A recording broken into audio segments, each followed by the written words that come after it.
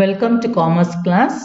Now we are going to see about registration of partnership.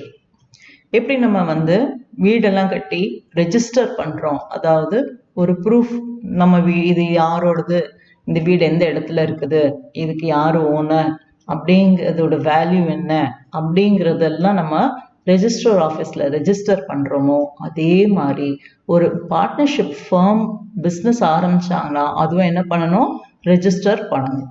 That is அதை பற்றி தான் நம்ம இப்போ பார்க்க போகிறோம். Registration of partnership.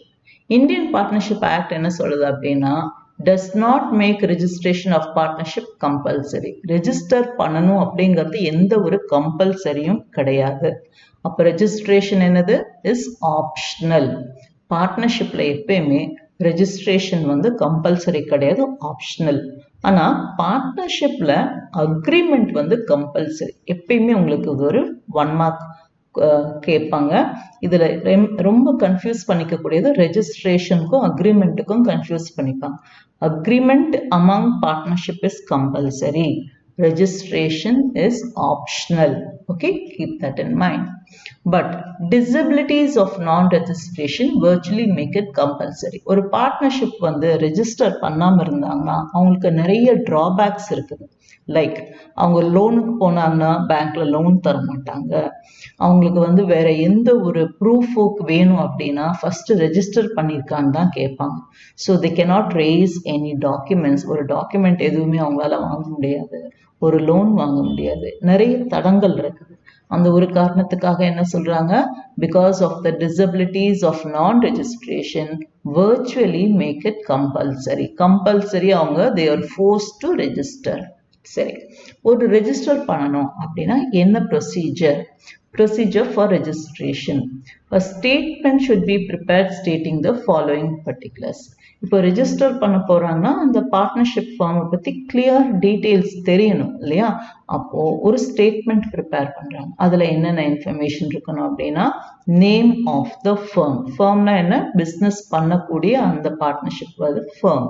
So name of the firm. Next, place of business, எந்த இடத்துல இவங்க பிஸ்னஸ் நடத்துறாங்க. Name of other places where business is carried on.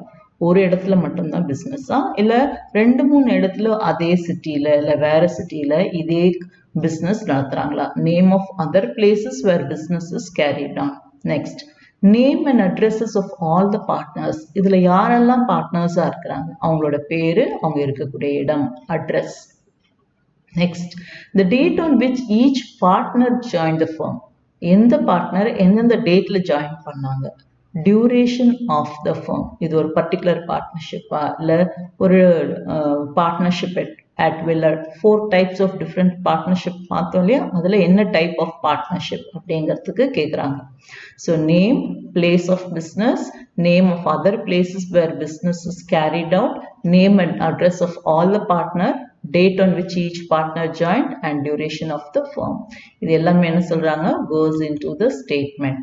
Then அந்த ஸ்டேட்மெண்ட் என்ன பண்ணணும், சைன் பண்ணணும். யாரெல்லாம் இந்த பார்ட்னர்ஸும் யாரெல்லாம் அதுல இருக்காங்களோ அவங்க எல்லாமே சைன் பண்ணணும்.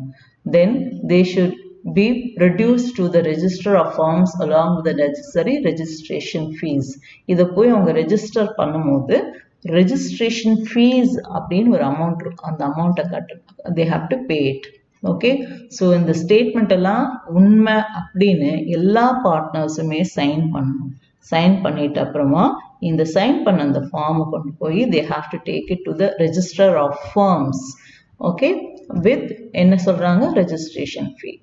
And இன்னொன்று என்ன சொல்றாங்க, any changes in the above particulars must be communicated to the registrar within 14 days of such alteration.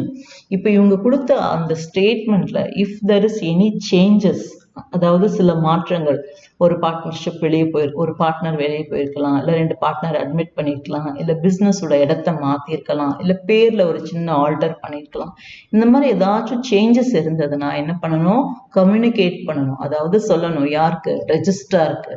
எத்தனை நாட்களுக்குள்ள, 14 days ஆஃப் சச் ஆல்டரேஷன். இந்த ஆல்டர் பண்ணி இந்த ஸ்டேட்மெண்ட்ல இருக்கிறதுல சில மாறுபாடுகள் இருந்தா அந்த 14 டேஸ்க்குள்ள என்ன மாற்றங்கள் இருக்குங்கிறத ரெஜிஸ்டர் ஆஃபீஸ்க்கு இவங்க கம்யூனிகேட் பண்ணணும். So any changes in the above particulars must be communicated to the registrar within 14 days of such declaration.